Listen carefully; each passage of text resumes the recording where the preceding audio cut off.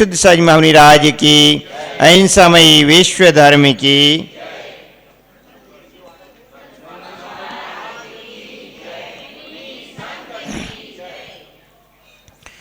भवबंधु श्री 1008 पार्श्वनाथ दिगंबर जैन मंदिर पिड़ावा, प्राचीन ऐतिहासिक मंदिर, परम पूज्य गुरुदेव गणाचार्य श्री स्वासी विराग साई महामुनिराज का मंगल आशीष, परम पूज्य आचार्य भगवान समंत स्वामी का महान ग्रंथ रत्नकंठ श्राव का चार, जिसमें आचार्य भगवान ने मद के भेद बतलाए थे कि मद 8 प्रकार का होता है। वह 8 प्रकार का मद नहीं होना चाहिए। ज्ञान मद, पूजा मद, कुल मद, जाति मद, बल मद, रिद्धि मद और तप मद, शरीर मद, ये 8 प्रकार का मद बतलाया था। आचार्य भगवान बतलाते हैं कि मद करने से, अभिमान करने से, घमंड करने से क्या हानि होती है। इसके संबंध में आचार्य भगवान ने इस रत्नकंठ श्राव का चार की 26वें श्लोक में कहा है, इसमें नियोन्यान्न तेति धर्मे स्थान गर्विताशया सोतेति धर्ममात्मीयम ना धर्मो धार्मिकेर्विना। बहुत ही सुंदर कारिका आचार्य भगवान ने कही, जिसके अंतिम चरण में आचार्य भगवान कहते हैं, ना धर्मो धार्मिकैर्विना, धर्म धर्मात्माओं के बिना नहीं होता है। कितनी अच्छी बात आचार्य भगवान ने बतलाई। जहाँ पर धार्मिक जनों का समूह रहता है वहाँ धर्म होता है, और ऐसा होता है कि जिसको देख करके ना जाने कितनी और टूटी हुई कड़ियाँ उसमें मिलती जाती हैं और एक बहुत बड़ी कड़ी का निर्माण हो जाता है। और जहाँ धार्मिक जन ना हो, आपके पिड़ावा में धार्मिक आस्थाएं हैं, वर्षों वर्ष से धार्मिक आस्थाएं पल्लवित हो रही हैं, पुष्पित हो रही हैं, तो वह पल्लवित पाषाण पल्लवित पुष्पों ने, पौधों ने बहुत बड़ी विस्फट का आकार ले लिया। जब हम आज देखते हैं तो फिर संपूर्ण पिड़ावा में आपको यही लगता है कि सभी धार्मिक जन ही हैं। सभी को हर्ष होता है, खुशी होती है यहाँ की सामाजिक धार्मिक वातावरण को देख करके। और कहीं ऐसे स्थान चले जाओ कि जहाँ पर धर्म के संस्कार नहीं हैं, धर्म से अनभिज्ञता है, धर्म से लोग जुड़े नहीं हैं, ऐसे स्थान पर चले जाओ। जब तमिलनाडु आदि स्थान पे जाते हैं, आंध्र प्रदेश आदि स्थान पे जाते हैं, केरल आदि स्थान पे जाते हैं, कर्नाटक के अनेक स्थान पर जाते हैं, कुछ स्थान यहाँ पर ऐसे हैं कि वह धार्मिकता से जुड़े हैं, लेकिन अधिकांश स्थान ऐसे हैं कि जो धार्मिकता से नहीं जुड़े हैं। यहाँ पर अपने एमपी, राजस्थान, महाराष्ट्र, इन स्थानों पर मुनिजन आते रहते हैं, आते रहते तो धर्म के संस्कार देते रहते हैं, और जहाँ धर्म के संस्कार देते रहते हैं तो पुनः पुनः धर्म के संस्कार जागृत होते रहते हैं। और जो अभी हमने स्थान गिनाए, तमिलनाडु, कर्नाटक, आंध्र प्रदेश आदि, यह स्थान ऐसे हैं कि जहाँ पर मुनियों का आवागमन कम होता है, बहुत कम होता है। वर्षों वर्ष में, कई वर्षों में एक दो बार मुनिजन आ गए तो बहुत बड़ी बात है। अधिकांशतः जब गोमटेश्वर बाहुबली में महामस्तकाभिषेक का कार्यक्रम होता है तब ऐसे स्थान पर मुनिराजों का आगमन होता है। गोमटेश्वर बाहुबली के मस्तकाभिषेक के अवसर पर बहुत विशाल संख्या में मुनिजनों का वहाँ पर जाना होता है, और उस अवसर पर वहाँ के स्थानों पर मुनिराज जब गोमटेश्वर से जाते हैं तो विहार करते उन स्थान पर पहुँचते हैं। लेकिन 1-2 चातुर्मास्यों तक योग रहता है, फिर 10-11 वर्ष तक के लिए फिर इस प्रकार की स्थिति हो जाती है कि कोई मुनि महाराज पहुँचते ही नहीं हैं, तो गैप पड़ता रहता है। और अपने यहाँ पर क्या रहता है, प्रति वर्ष मुनिराज आ रहे हैं और एक वर्ष में ही ना जाने कितने कितने आचार्य भगवान, कितने कितने मुनिराज, कितने कितने माता जी आकर के चले जाते हैं। जिस पौध में पानी लगता रहता है वह पौध बड़ी वृद्धि को प्राप्त होती रहती है, और जिस पौध में पानी नहीं लगता है तो वह क्या हो जाती है, सूख जाती है, मुरझा जाती है। यह प्रभाव रहता है। तो जहाँ धार्मिक जन होते हैं तो वहाँ पर धर्म वृद्धि को प्राप्त होता है, और जहाँ धार्मिक जन नहीं होते हैं तो वहाँ पर धर्म वृद्धि को प्राप्त नहीं हो पाता। जहाँ धार्मिक समूह है, जहाँ संगठन है, संगठन में ही कोई कार्य की, किसी भी कार्य की सिद्धि होती है। एक सुक्ति कही गई, संघे सक्तु कल युगे, और कलयुग में तो संघ में शक्ति होती है, संगठन में शक्ति होती है। संगठन है तो शक्ति है, और जहां संगठन नहीं है वहां बिखराव है। चींटियों को देखते हैं, चींटी क्या विशेषता होती है, सदैव सदैव वो अपने समूह के साथ रहती हैं। समूह के साथ रहती हैं तो इतनी छोटी सी चींटी कितने बड़े बड़े काम कर लेती है। कई बार हम देखेंगे मिट्टी में जहां उनको बिल बनाना होगा, सभी चींटियां मिलकर के अंदर की मिट्टी लाएंगी और बाहर ला करके मुख में थोड़ी सी मिट्टी लाएंगी और बाहर ला करके रख देंगी। और सारी चींटियां मिलकर के एक दिन देखते हैं तो छोटा सा छेद होता है, दूसरे दिन देखते हैं तो उसके बाहर काफी सारी मिट्टी इकट्ठी हो जाती है, तीसरे दिन देखते हैं तो और ज्यादा मिट्टी इकट्ठी हो जाती है। इतनी छोटी सी चींटी, लेकिन उसने न जाने अंदर की कितनी मिट्टी निकाल करके रख दी, बाहर रख दी। घर के मकानों के हिस्सों में देखो कि कई छोटे छोटे बिलों में से थोड़ी थोड़ी सी कोई भी अंदर की मिट्टी अथवा जो भी वहाँ पर बालू आदि रहती है उसको निकाल निकाल करके लाती हैं और अपना स्थान बना लेती हैं। संगठन है तो उसमें इतनी शक्ति है कि छोटी सी चींटी ने इतना बड़ा कार्य कर लेती कि बहुत बड़ा बिल बना लेती है। और जहाँ कई बार देखते हैं कोई बड़ा भी प्राणी, उनके लिए मृतक प्राणी मिल जाए तो वो सारी चींटियां मिलकर के जाएंगी और उस बड़े से बड़े कीट पतंगे, बड़े बड़े कीट पतंगों को भी वो सभी चींटियां मिलकर के तेजी के साथ ले आती हैं। संगठन है तो वह इस प्रकार का कार्य कर लेती हैं। मीठा आदि के बड़े बड़े ढेले के ढेले कई कई चींटियां मिलकर के ले जाती हैं। संगठन है तो इतना सभी कार्य कर लेती हैं, और जहाँ संगठन नहीं होता है तो वहाँ पर बिखराव होता है। एक अकेला हाथी इतना भारी भरकम शरीर होते हुए भी महावत के उस गड्ढे में जाकर के गिर जाता है और फिर निकल नहीं पाता। क्या हो गया? अकेला है तो उसमें पड़ा हुआ है, और यदि वह समूह के साथ होता तो गड्ढे में भी गिर जाता, लेकिन उसकी रक्षा हो सकती थी। लेकिन संगठन ना होने से वह स्वयं को फिर बचा नहीं पाता। बंधु, संगठन में जहाँ संगठन होता है वहाँ विजय होती है, और जहाँ संगठन नहीं होता वहाँ पराजय होती है। आचार्य भगवान ने यही बात बतला रहे हैं, ना धर्मो धर्म के बिना।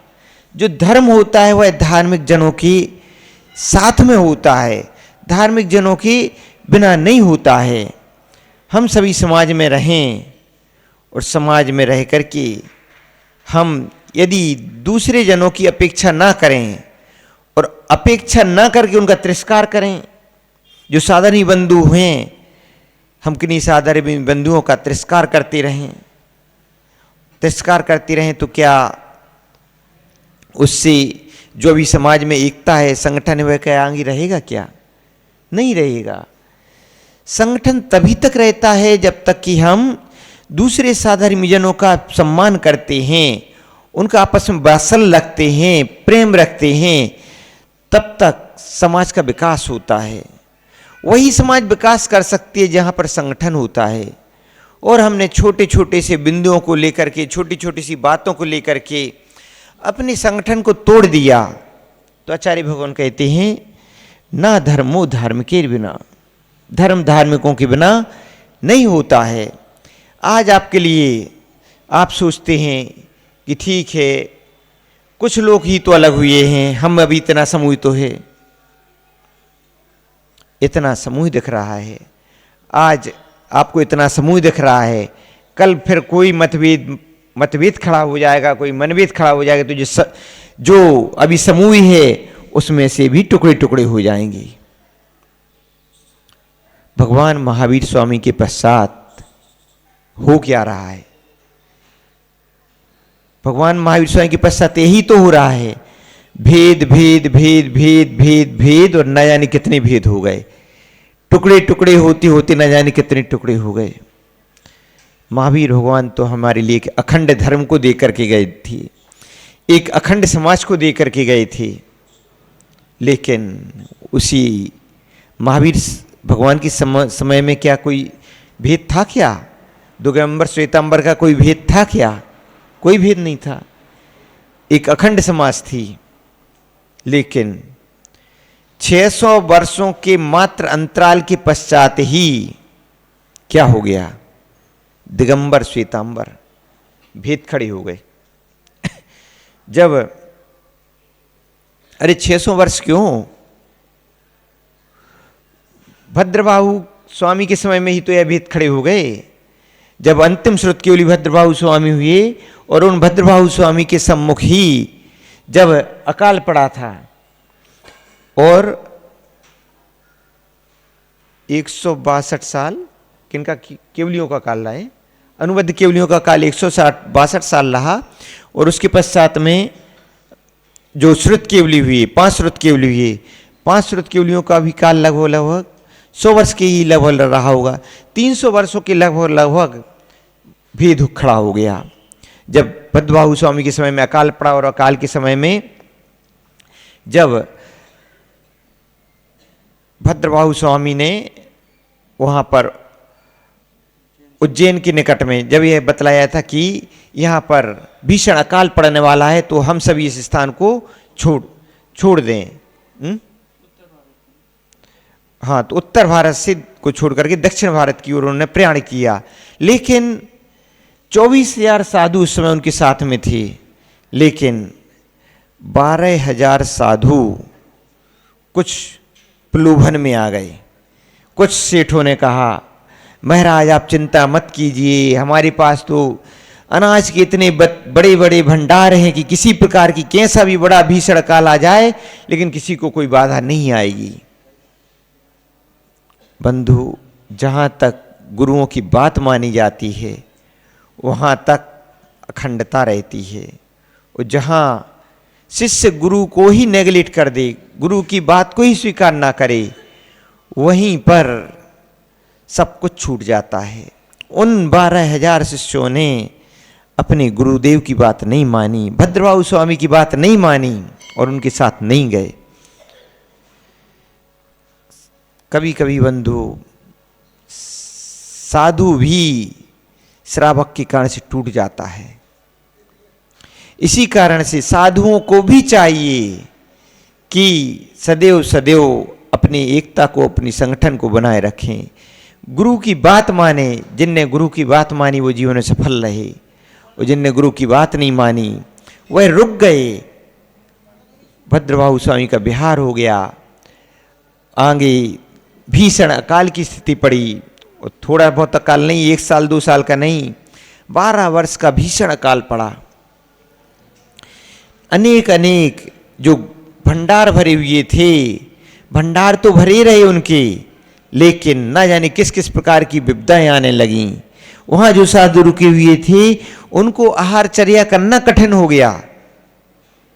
आहारचर्या करके आते थे तो अन्य लोग जो कई दिनों से भूखे थे, प्यासे थे, अनेक लोग, भूख की स्थिति बंधु ऐसी होती है, भूख न देखे झूठो भात। जब भूख लगती है किसी को तो ये नहीं देखता कि यह भात झूठा है या अच्छा है, वो झूठा भात भी मिल जाए तो उसको भी ले लेता है। और जब लोगों के लिए इस प्रकार की भूख की वेदना होने लगी तो आदमी आदमी का भक्षक बन गया, आदमी आदमी को खाने लगा। और उस समय ऐसे भी प्रसंग आ गए कि मुनिराज आहार करके आते थे और किन्हीं मुनिराजों को, किन्हीं लोगों ने उनका पेट विदीर्ण करके और उनके अंदर का अनाज को खा लिया। ऐसी स्थिति भी आ गई। बंधु, उस समय जो साधु रुके हुए थे वह उनके लिए अपने धर्म का पालन करना कठिन हो गया। उस समय इस प्रकार की पद्धतियां बनी कि आप अन्य समयों में अनाज को, आहार को ले आया करें। इस प्रकार की परिस्थितियां बनी और वह अपने स्थान पर आकर के भोजन कर लिया करें। जब ऐसी बात आई तो वह इस प्रकार का करने लगे कि आहार को अपने स्थान पर ला करके करने लगी। उसके पश्चात लेकिन आहार को भी लेने के लिए वह कब जाते थे? थोड़े ऐसे समय में जाते थे जब प्रकाश कम रहता था।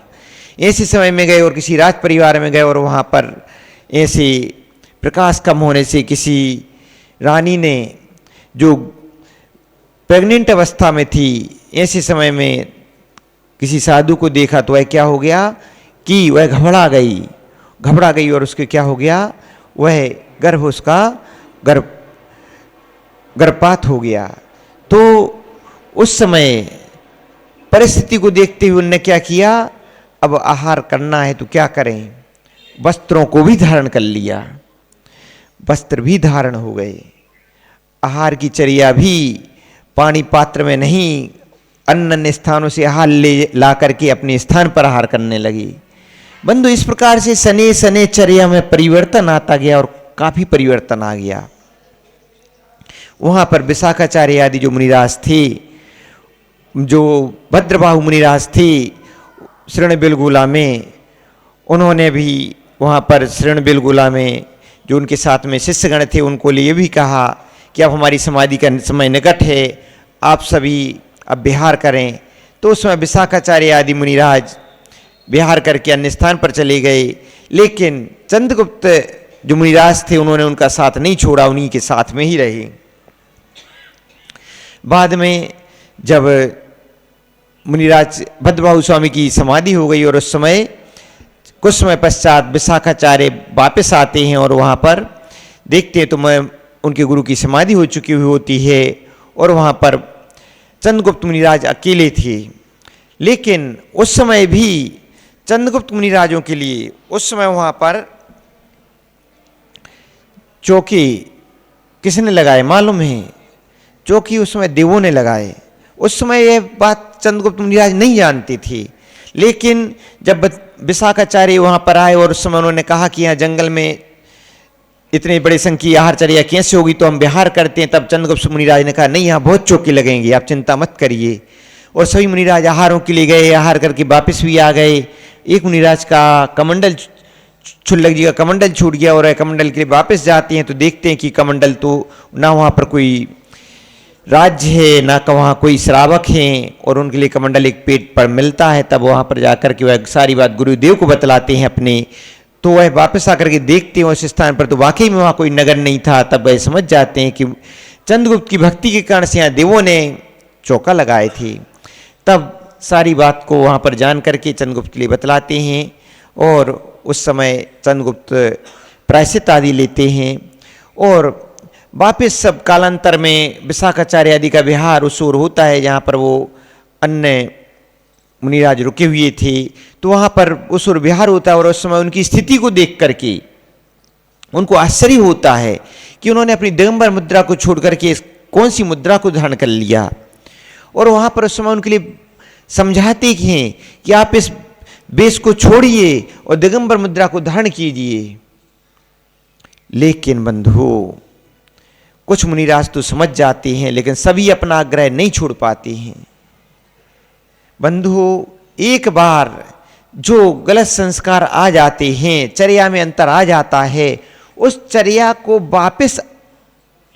को छोड़ करके अपनी पूर्व की चर्या को ग्रहण करना पाना आसान नहीं होता। इसीलिए आचार्य भगवान भद्रबाहु स्वामी ने कहा था कि आप इस स्थान को छोड़ करके चलिए, लेकिन उन्होंने बात नहीं मानी थी और अब उसका असर दिख रहा था कि चर्या में ही परिवर्तन आ गया। विशाखाचार्य ने काफी समझाया, लेकिन नहीं माने। कुछ जो उनके गुरु थे उनने भी फिर अपने शिष्यों को कहा कि अपनी इस चर्या को छोड़ करके उस पुरानी चर्या को, अपनी जो दिगंबर चर्या थी, तो उस चर्या को ग्रहण कीजिए। तब उनने कहा, उनके गुरु की बात को फिर उन्होंने नहीं माना। और कहीं तो ऐसा ही मिलता है कि जो इस प्रकार की बात कर रहे थे उनके साथ में फिर बाद में अच्छा नहीं हुआ, इस प्रकार की बात सुनने में भी आती है।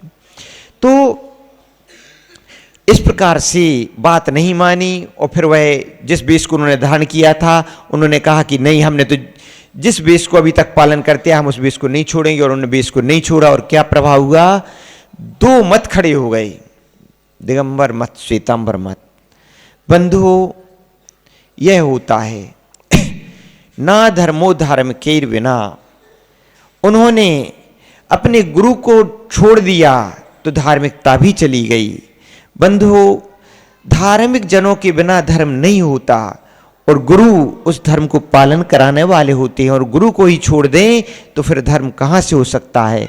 इस कारण से सदैव सदैव बंधु आचार्य भगवान कहते हैं ना धर्मो धर्म के बिना। धर्म धार्मिक जनों के बिना नहीं होता है। हम भी जहाँ रहते हैं वहाँ हम यदि धार्मिक जनों का अनादर करें, आचार्य भगवान यही कह रहे हैं कि हम घमंड में आकर के, अभिमान में आकर के हम किन्हीं धार्मिक जनों का अपमान कर दें, तिरस्कार कर दें, तो फिर क्या धर्म हो सकता है? क्या नहीं हो सकता है। ना धर्मो धर्म के बिना, किन्हीं धार्मिक जनों का अपमान करें तो फिर धर्म, धार्मिक जनों के साथ ही धर्म होता है। धार्मिक जनों के बिना धर्म नहीं होता है। तो कभी भी धार्मिक जनों का अपमान नहीं करना चाहिए। और भी हम आगे इस विषय को समझने का प्रयास करेंगे। आज इतना ही। हम उसी धार्मिकता के साथ में सभी धार्मिक जनों का सम्मान करते हुए, एकता और संगठन के साथ में सभी का यथायोग वात्सल्य रखते हुए, प्रीति रखते हुए हम समाज के संगठन के साथ में वह एकता बनाए रखते हुए उस धार्मिकता का स्वयं भी पालन करें, दूसरे के धार्मिकता में भी सहयोगी बने। यही इस गाथा का आशय है। ऐसा जान करके हम उस धार्मिकता का स्वयं भी पालन करें, दूसरों के लिए भी उस धार्मिकता में सहयोगी बने। यह आशय इसका समझना चाहिए। परम पूज्य श्री गणाचार्य उदेश्य शिवराज जी मौनी राज की